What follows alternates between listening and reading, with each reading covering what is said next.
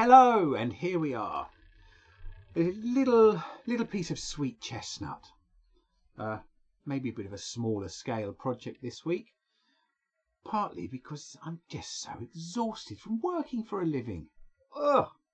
And partly because I spent most of the morning thinking, shall I rearrange everything in my shed? Quite a big job. So a little bit of turning to get me cogitating. Let's get on with it. Right, so I'm going to mount it between centres. So in order to do that, get my tool rest out of the way and bring up my tailstock. Now the centres I've got I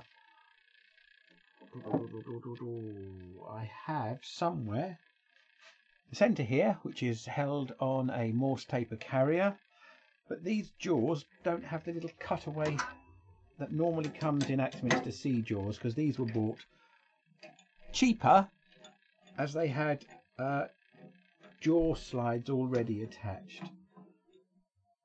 So this is not going to close fully on that carrier, but it is going to spin true, as you can see.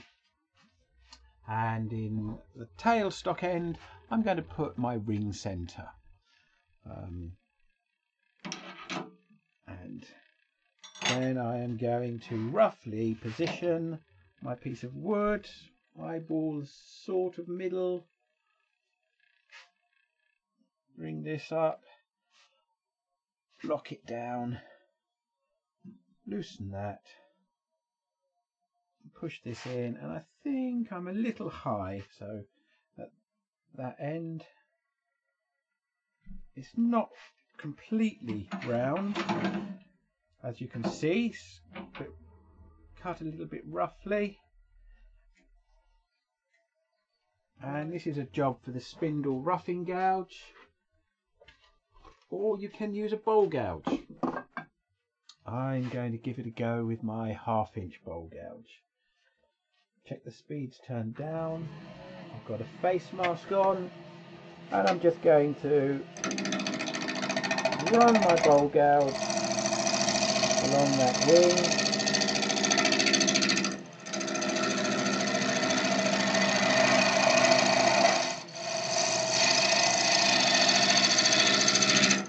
And you can hear it bouncing around, so I know it's not round yet.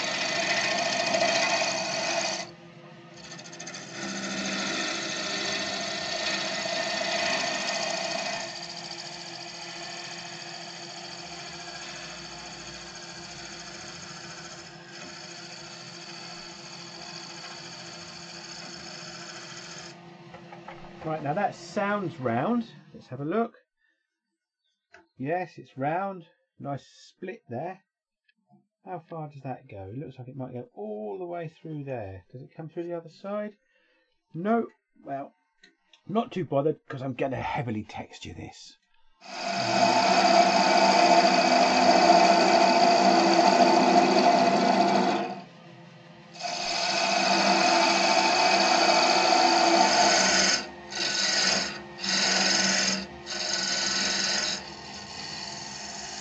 Lifting the handle, rolling the flute.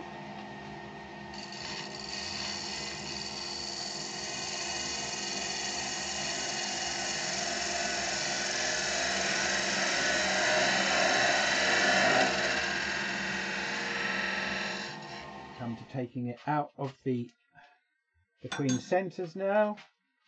Move the tailstock out of the way.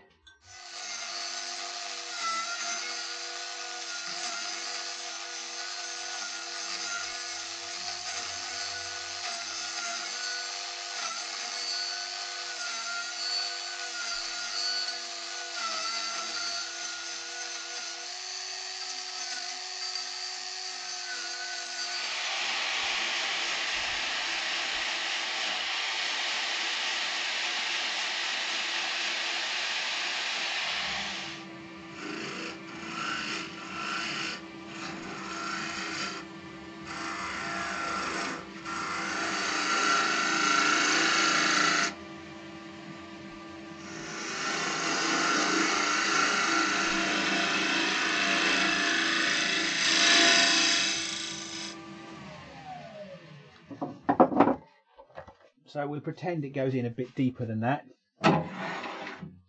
We won't tell anyone that it doesn't. And I'll disguise it in the photographs. Quickly.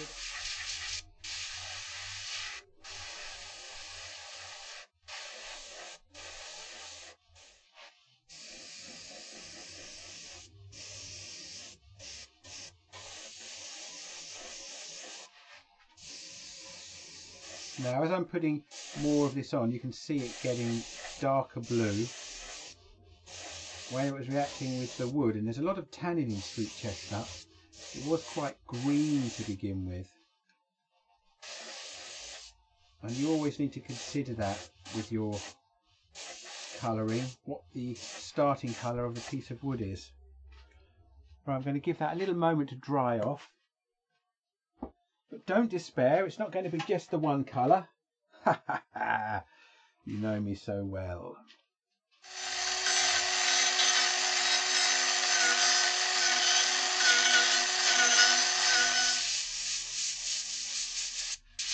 And you can see the sort of green hue that this has until a bit more is put on.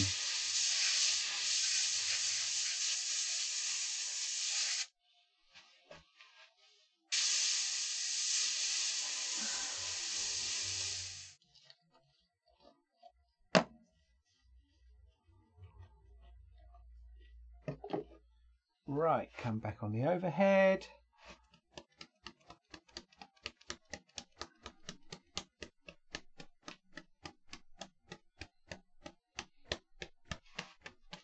Poor Chuck.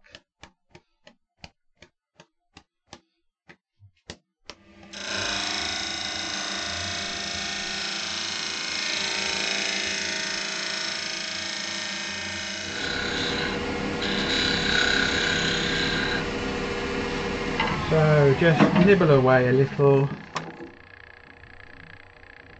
Yeah, that's perfect.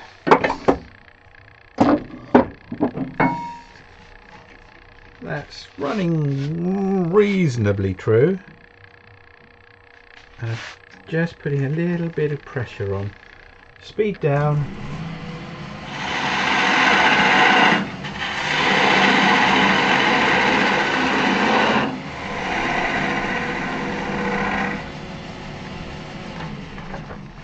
Right, this is splitting away from the tailstock end, so probably I'm just about there.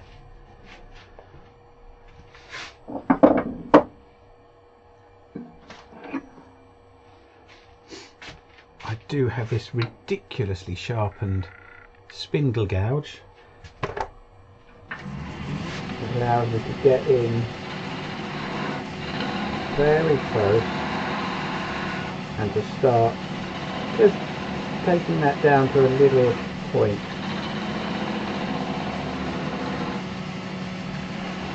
Right.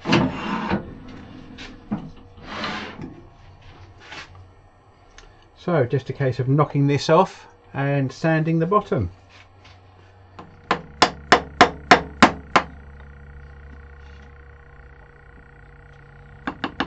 Just clean that up a little bit more. Save the sander doing so much work. Right.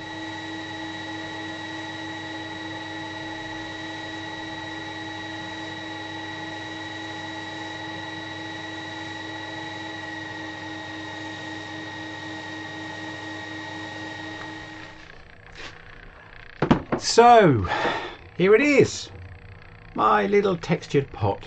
Sanded bottom, no finish on there yet though, and a little bit of finish in there, but the split makes this a very overworked fire starter.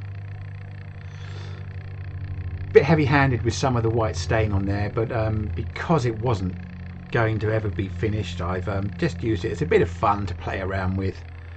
I think that's my favourite spot, and I'll get a nice still image of that up now. And until next time, thanks for watching.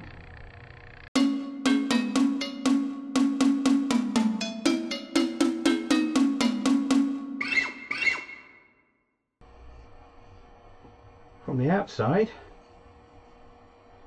you'd never know a crack was there.